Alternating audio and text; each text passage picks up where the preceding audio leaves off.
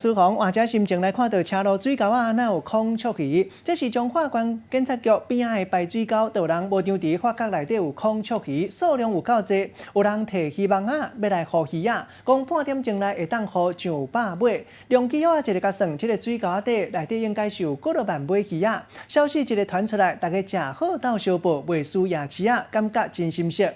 中华的清洁队嘛呼吁大家，讲护鱼啊是无违法，也毋过尽量莫来护鱼啊，会当家己自然生碳，安尼就会当防治网啊。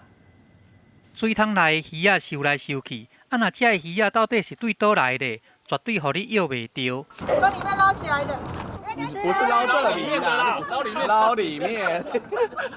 民众摕鱼网啊存入去小水沟内底，来来回回一直咧浮。伫网啊内竟然捕到这个大肚奶仔甲孔雀鱼。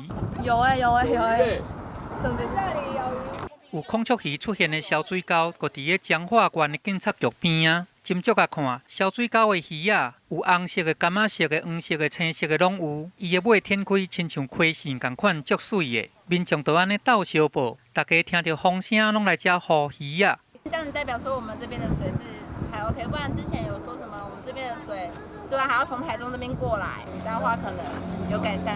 有民众推测讲，应该是这个警察局边啊莲花池的小水坑，甲小水沟有相通。这大肚奶仔甲孔雀鱼，佮对莲花池选出来了后，佮生碳真济，伊的数量可能有几落万尾。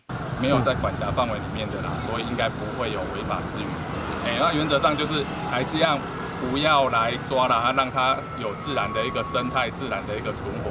因为水沟的鱼是公有财产，民众伫遮护鱼啊，安尼是无违法，毋过嘛无来甲鼓励，因为希望要互这鱼啊自然来生碳，安尼会当达到预防天狗热、食网仔饲的效果。记者综合报道。